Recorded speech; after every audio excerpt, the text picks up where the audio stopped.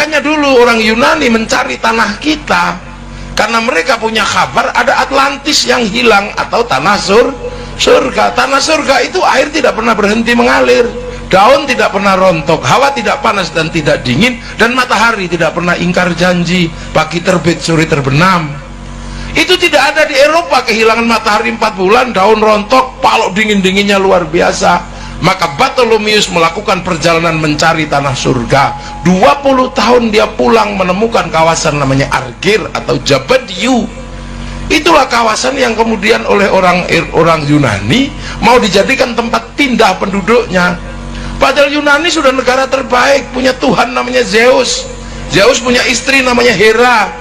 Menikahlah dua Tuhan laki-laki dan Tuhan perempuan ini, beranaklah namanya Hercules. Udah punya Plato, punya Socrates, tapi mereka nggak merasa punya surga. Tapi begitu mereka mau pindah, gagal karena konflik Kreta sama Sparta. Akhirnya yang mencari tanah surga itu siapa? Orang India. Mualim kapalnya Bartholomeus namanya Kudunga Boyong beserta seluruh keluarganya mencari tanah surga. Terdampar di daerah Maldives atau Maladewa, membuat kerajaan besar namanya Salangkanaya. Rajanya Kudunga punya anak, bergeser ke ujung timur Kalimantan mencari tanah surga, mendirikan sebuah kerajaan besar namanya Kutai Kartanegara. Mula Warman punya anak, Dewa Warman bergerak ke ujung kulon, bikin kerajaan besar namanya Salukonegoro. Punya anak namanya Purnawarman, pedalaman Jawa Barat, menjadikan kerajaan Tarumanegara. Punya anak Sinasanaha pindah ke Galuh, bikin kerajaan di daerah Ciamis. Punya anak Sanjaya masuk pedalaman Jawa Tengah, membuat kerajaan namanya Mataram. Dan dari situ pecah dua, separuh Wangsa Sailendra pindah Palembang menguatkan Sriwijaya, separuh Sindok bikin Wangsa Isana pindah ke timur, bikin Kadiri sama Toho. Kemudian dilanjutkan oleh Wangsa Baru dipimpin oleh Kenaro, membangun namanya kerajaan Singasari mampu menaklukkan 2/3 dunia. Bahkan daerah Korea Selatan ada kampung namanya Kimhae yang buka hutan namanya Surowareng. Gak mungkin Surowareng itu orang Korea Selatan, itu orang Singasari. Makanya jangan heran di tahun 1222 bangsa ini menjadi bangsa yang bangkit. Sekitar tahun 1300 mampu menaklukkan Mongolia, sebuah negara penakluk Eropa, penakluk Arab, penakluk Cina, masuk ke Nusantara, ditaklukkan oleh orang Nusantara, dipimpin oleh Arya Wiraraja, orang besar yang kemudian bertempat di Sumeneb, Madura. Anak-anak milenial gak boleh lupa ini, bahwa kamu punya bangsa bukan bangsa kecil. Kalian punya bangsa-bangsa besar, jadi jangan mau diolok-olok. Kita bangsa kecil, kita bangsa besar. Eropa punya bangunan-bangunan, Arab punya piramid, kita punya Borobudur. Orang Eropa punya kisah cinta namanya Romeo Juliet. Orang Arab punya kisah cinta Kais dan Laila. Orang Cina punya kisah cinta sampai Engtai. Kita punya kisah cinta Andi-Andi Lumut, Pandi Asmoro Bangun. Kita punya segalanya. Orang sana punya ibu tiri yang kejam namanya Cinderella. Kita punya bawang putih, bawang merah. Sana punya orang kuat namanya Samson, kita punya orang kuat namanya Bandung Bondo. Main-main. Sana silakan punya orang kuat, silakan sana punya binatang bisa ngomong namanya kura-kura ninja. Kita punya kancil nyuriti timun, sama aja, apa bedanya? Bedanya lengkap bangsa ini. Orang Arab silakan punya alat musik namanya terbang, terbuat dari kayu dan kulit. Orang Eropa silakan punya alat musik namanya gitar, terbuat dari kayu dan tali. Tapi bangsa kita punya alat musik namanya gamelan, terbuat dari logam. Hanya bangsa yang menguasai ilmu pertambangan yang maju dan penguasaan metalurgi yang mapan mampu membuat alat musik dari logam. Itu bangsamu, jangan mau dibohongi. Kita ini bangsa kecil, kita bangsa besar. Kita mampu menaklukkan Mongolia, bahkan kita mampu bersatu. Hari ini seluruh dunia sedang terkagum-kagum dengan Indonesia. Kenapa? Arab satu bangsa pecah menjadi puluhan negara, Eropa satu bangsa pecah puluhan negara, tapi kita puluhan bangsa mampu bersatu dalam satu negara, kesatuan Republik Indonesia. Terus sekarang kita diceritakan bangsa jelek, bangsa tempe. Kamu jangan percaya itu. Mereka-mereka ini sedang melemahkan mental kita. Agar apa? Kita benci dengan bangsa kita sendiri. Kalau sudah benci dengan bangsa kita sendiri, kalau bangsa sakit cari obatnya dari luar. Kita sedang meriang, cuman meriang gitu aja. Kita tidak sedang stroke, jadi tidak perlu ganti kekuasaan, nggak perlu mengambil Hizbut Tahrir dari Filistin, nggak perlu.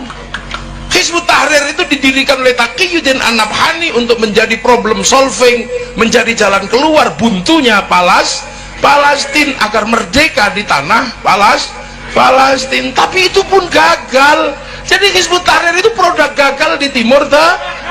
Masa kamu kesini mau dipakai untuk menyelesaikan Indonesia? Lucu aja kalian. Hei anak-anak muda, jangan bodoh kamu. Ikhwanul Muslimin itu adalah cara orang Mesir mau keluar bagaimana menjadi bangsa yang mandiri. Ikhwanul Muslimin didirikan oleh Hasan al-Banna untuk menjawab problem Mesir, dan itu gagal. Kenapa kamu bawa ke sini untuk menyelesaikan problem bangsamu? Jangan bodoh nak ya. Kita ini punya, dan gak usah emosi. Makanya orang-orang ini suka emosi karena dagangannya nggak laku. Oh iya, daging nggak laku. Waru teriak bendera inilah yang benar, bendera tauhid. Ini bendera Rasul, la ilaha illallah. Terserah kamu katakan itu. Saya tidak mengenal itu sebagai bendera tauhid. Saya mengenal itu benderanya Hizbut Tahrir. Itu bukan bendera tauhid. Kalau itu bendera tauhid, Kiai Hasyim Asy'ari pasti mengajarkan itu bendera tauhid. Kiai Hasyim nggak pernah mengajarkan itu. Yai Dahlan tidak pernah mengajarkan itu. Ki Bagus Hadi Kusumo tidak pernah mengajarkan itu. Hanya kamu yang kemarin sore mengajarkan itu. Kamu nggak usah emosi kalau kami nggak mau nerima benderamu. Kamu kalau anti bendera tauhid, kamu anti la ilaha illallah. Enggak, kami setiap hari tahlilan pakai la ilaha illallah. Kamilah yang paling sering menyebut la ilaha illallah, karena itu adalah cara zikir kami. Afdhal dzikri fa'lam annahu la ilaha illallah. Sudah kita lakukan setiap hari. Maka jangan emosi kalau kamu anti bendera ini, kamu anti la ilaha illallah. Enggak nak, enggak, aku anti bendera PKI Palu Arit. Aku enggak suka, tapi kalau kami ke sawah tetap pakai arit, pergi nukang tetap pakai palu. Kenapa kamu ribut? Nah ini kita menjadi bangsa besar, makanya bangsa ini semuanya ada. Gak usah ribut. Kita dari segala sisi maju. Dari kalimat-kalimat yang kita punya ini maju. Ya, di Arab sana orang tidur disebut naum, di Inggris disebut sleep. Di sini Bondowoso ada yang disebut sare, ada yang disebut tilem, ada yang disebut bobo, ketedung, no ada tedung, ada yang namanya tedung. Nah, di bawahnya itu udah macem-macem pangkatnya, ada micek, ada batang. Lengkap, kita punya segalanya. Makanya, dan kemudian bangsa ini menyelesaikan problem terbesarnya adalah problem pertemuan antar Tuhan waktu itu. Jadi konflik antar Tuhan terbesar itu ada di Nusantara tahun 820 antara Wangsa Sailendra yang beragama Buddha dan Wangsa Sanjaya yang beragama Hindu. Perang besar di Jawa Tengah sana, sampai akhirnya raja Hindu yang namanya Panuko nggak mau jadi raja, takut perang sama raja Buddha namanya Garung. Tapi raja Buddha kerasnya luar biasa, setiap ketemu orang Hindu dibunuh. Akhirnya kemudian Garung berkuasa penuh dan kerajaan Sanjaya pelan-pelan meninggalkan rajanya hilang. Sampai satu ketika orang-orang Buddha yang kuat dipimpin Semaratungga mau bikin candi, nggak bisa. Akhirnya carilah orang Hindu, dapat arsitek namanya Panuko tadi itu, yang gelarnya Resi Guna Dharma. Maka dibangunlah candi Buddha tapi nuansanya Hindu karena arsiteknya Hindu. Berdirilah Sambara Budura yang kita kenal dengan nama Borobudur. Jadi itu arsiteknya namanya Panuko. Maka jangan ngarang, itu bukan bikinan Nabi Sulaiman, hanya orang iseng aja menceritakan Nabi Sulaiman dari Sulaiman bangun Borobudur. Bukan, Nabi Sulaiman itu bertempat di tempat yang namanya Ardul Muqaddasah. Ardul Muqaddasah itu bukan Sleman, itu tempat saya. Ini dan ini bukan turunannya. Nah kan, Ratu Sabah bukan dari Wonosobo, bukan, itu buatan. Lah akhirnya berdiri Candi Buddha, nuansanya Hindu. Tiba-tiba anak Raja Buddha namanya Pramodawardhani jatuh cinta sama orang Hindu, si Panuko itu. Terpaksalah dinikahkan antara anak Buddha sama anak Hindu. Maka kemudian kerajaan Buddha dikuasai oleh orang Hindu namanya Panuko, bergelar Rakai Pikatan. Akhirnya rukun Hindu Buddha. Makanya kalian yang kemarin ribut 0102 jangan diteruskan, jangan-jangan anakmu saling jatuh cinta, pusing kamu nanti. Sudahlah, akhirnya rukun yang Hindu buatkan candi namanya Prambanan. Semenjak itu rukun bangsa ini. Balaputra Dewa pulang ke Palembang, bangun Sriwijaya, nggak ribut agama, Sriwijaya jadi besar. Sindok ke timur nggak ribut agama, Sindok membangun Wangsa, Sindok jadi besar. Singasari jadi besar. Majapahit menguatkan kerukunan itu, saling jaga, namanya Bhinneka Tunggal Ika, Bhinneka Tunggal Ika. Itu slogan besar agar apa? Tetap rukun. Semenjak itu saling jaga, yang Hindu jaga Buddha, yang Buddha jaga Hindu. Jadi kalau hari ini ada banser jaga gereja, jangan salah paham, itulah warisan asli bangsa Indonesia. Yang pecalang jaga masjid di Bali, yang orang Kristen jaga masjid di New Zealand. Lo itu kok kalian sekarang aneh-aneh, lupa dengan akar bangsamu yang saling menjaga Bhinneka Tunggal Ika. Lo ini lo cara pandang kaum muslimin yang maju ke depan, dipersiapkan untuk menjadi umat masa depan, mengerti perbedaan bangsa. Dan hari ini ketemu semua antar bangsa. Gak usah cerewet kamu. Orang Jepang nggak datang ke sini hari ini, tapi Mac-nya datang. Orang Korea nggak datang, tapi Samsung-nya datang. Kaum muslimin kalau mau pergi haji pasti cari orang Yahudi. Untuk urusan apa? Naik pesawat. Karena yang bisa bikin pesawat orang Yahudi. Pak Habibie suruh bikin pesawat gak jadi-jadi. Wong namanya tetuko, sing teko ra tuku-tuku, sing tuku ra teko loh. Ibu-ibu kalau mau cantik sekarang cari bedak kemana? Ke Perancis. Parfum dan bedaknya bagus. Kalau bentak Bondowoso nggak mau make karena beras ditumbuk pelonteng semua.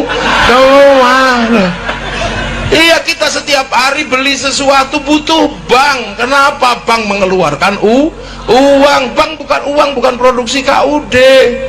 Uang itu produksi bank. Bank itu puncaknya ada di Bank Devisa New York yang bertempat di Wall Street Amerika, punyanya Rothschild Rockefeller Yahudi, yang dipakai untuk membangun bangsa Amerika, mengontrol dunia. Lu sekarang apa? Ayo, ini pengajian, mau bikin pengajian ini menjadi bagus, foto saya di print di belakang sama Pak Bupati. Printer memang buatan Bondowoso, printer buatan Jepang dan buatan Eropa. Hari ini ketemu semua antar bangsa, maka dibekali. Dari awal kita dibekali bahwa manusia ini berbeda bangsa. Laqad khalaqnal insana fi ahsani taqwim. Kita ini ahsani taqwim Indonesia, bangsa Indonesia. Nggak usah kaget ketemu yang lain. Nah, ketemu semua. 20 tahun yang lalu saya mau lihat Afrika, itu saja mesti nunggu flora dan fauna. Kalau nggak ada flora dan fauna, kita nggak lihat Afrika. Seharian kita nunggu TVRI, nanti malam flora dan fauna. Mau lihat Afrika, baru lihat gajah Afrika. Sekarang orang nggak perlu nunggu, yang penting punya handphone. Ini aja nyawamu sekarang. Ini dengan sambil tidur kita bisa pergi ke Afrika, tinggal ngetik kucing Afrika keluar. Kalau mau iseng bokong India keluar di sini. Ini duniamu nak, dunia milenial, dunia yang terlihat tidak butuh siapapun. Maka saya harus mengingatkan kamu bahwa ada masa lalu yang harus kamu ingat, biar kamu tidak menjadi bangsa yang terpisah, jadi manusia yang terpisah dari masa lalu.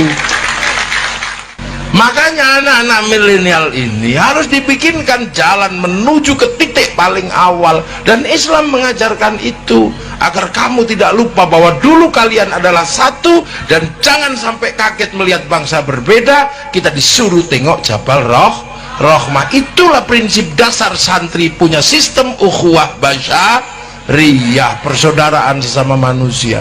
Orang Eropa nggak diajari itu. Makanya orang Eropa ketika Christopher Columbus terdampar di Afrika, di Tanjung Harapan, kaget melihat orang Afrika hitam gosong, karena mereka tahunya manusia itu ras Arya yang putih. Begitu lihat orang hitam, neraka ini. Karena kitab mereka mengajarkan bahwa orang jahat masuk neraka, dibakar sama Tuhan, tapi nggak boleh mati biar bisa disiksa terus. Makanya begitu lihat orang hitam gosong, oh ini neraka ini. Maka ditembaki sama Christopher Columbus. Untuk apa? Ditembaki untuk membantu pekerjaan Tuhan yang belum selesai. Maka akhirnya seluruh sistem perbudakan itu dari Afrika, diperbudak semua orang Afrika.